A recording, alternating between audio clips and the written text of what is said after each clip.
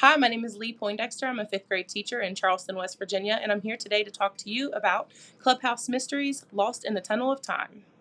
This story is about a group of young boys who call themselves the Black Dinosaurs because they always find some sort of adventure. In this story, they figure out that their school was built on top of the Underground Railroad. So they go into what that means. They go into the tunnel, and you have to read to see how their adventure takes a spooky turn. Text structure is often a really hard concept for students to grasp, but in this book, you see good examples of chronological order as well as problem solution. One lesson that you could teach with this book would be story elements. The characters are ever changing and dynamic, they're very different as well.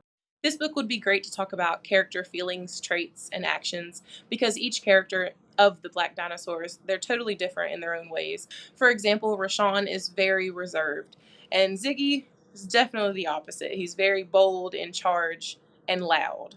Your students could also use a Venn diagram to compare and contrast two different characters and how they deal with conflict throughout the story.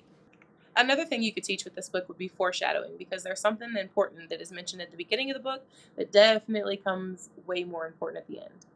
A great lesson to pull from this book would be point of view. Mrs. Powell's students are tasked with coming up with the point of view of a slave or someone who's helped a slave through the Underground Railroad.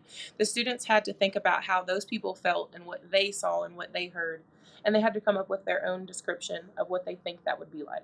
I think this story could really help my students increase their writing skills because it gives us such an example of great descriptive language. You feel like you're in the story sometimes. You feel like you know the characters. So I feel like if my students could take that writing style and put it into their own writing and their own essays, I think they could really improve as writers. What I hope my students take away from this story would definitely be a love for storytelling, the importance of friendship, and how essential it is to have a loving, supportive community around you.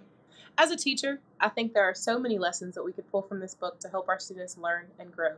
From my classroom library to yours, I hope your students love this book as much as mine did.